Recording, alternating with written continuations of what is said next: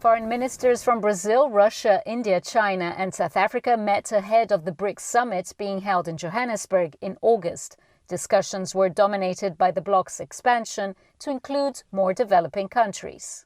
BRICS symbolizes the evolution of the multipolar world, which is talked about very often and more so, and the attraction to more than a dozen countries of BRICS is a testimony to that.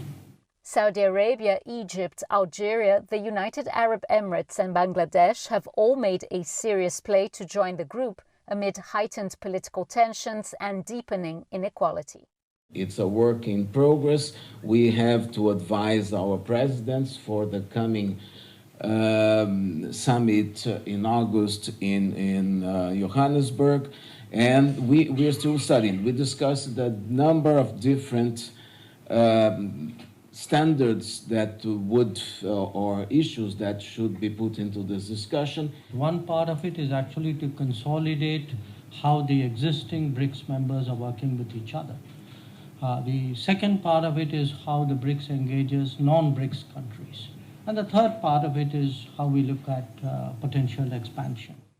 BRICS started out as a group of the fastest growing emerging markets almost 20 years ago, but it's rapidly growing as an economic and political force taking on Western domination. They are building exclusive circles and trying to suppress and contain the development of China and other developing countries. Essentially, they do not wish to allow the developing countries to achieve development or economic prosperity. This is in sharp contrast with what BRICS is doing to be self-strengthening.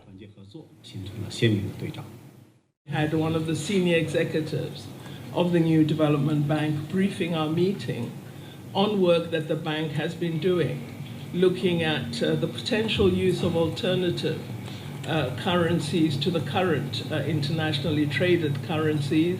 The five ministers agreed to deepen cooperation and trade with Africa. They also strengthened their stance on multilateralism and reform of the United Nations Security Council to give developing countries a greater say in global affairs. Julie Shah, CGTN, Cape Town, South Africa.